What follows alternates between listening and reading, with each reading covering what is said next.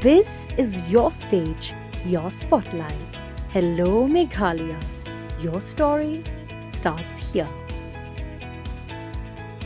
Ka special POCSO court ha East Khasi Hills kala ripen ram ya webrio bola lebe ijat ya arngot ki parakan thei jong u ki badang hinrio bat khandai snam karta house nam araja arpho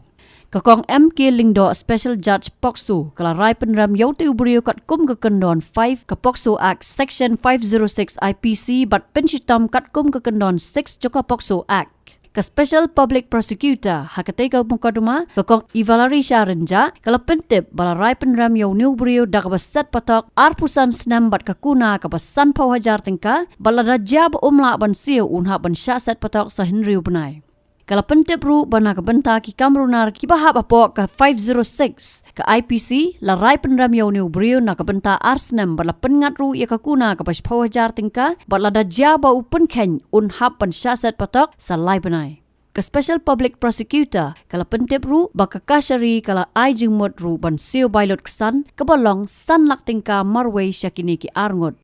minta kasli ka court adon ka judgment minta kasli baka court kala pronounce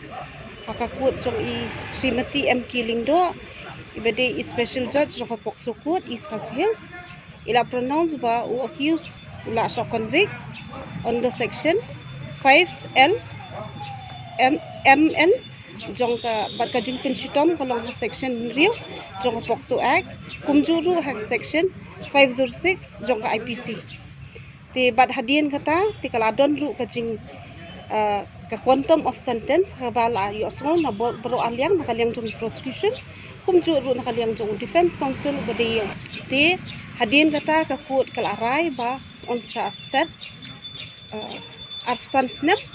kumjuru bat ka fine ka balong sanho haja ka rigorous imprisonment ila ai tinang ta pa de bat lada umla ban siyo ka fine nriu banai ti kumjuru ya ka section 506 IPC pa de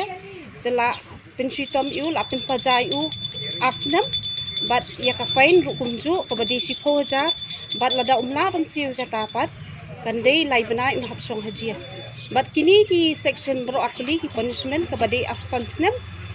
bat kabade arsnam kanya lang mutkon currently kani ka kias kadi ka kaja hausnam arhajar akho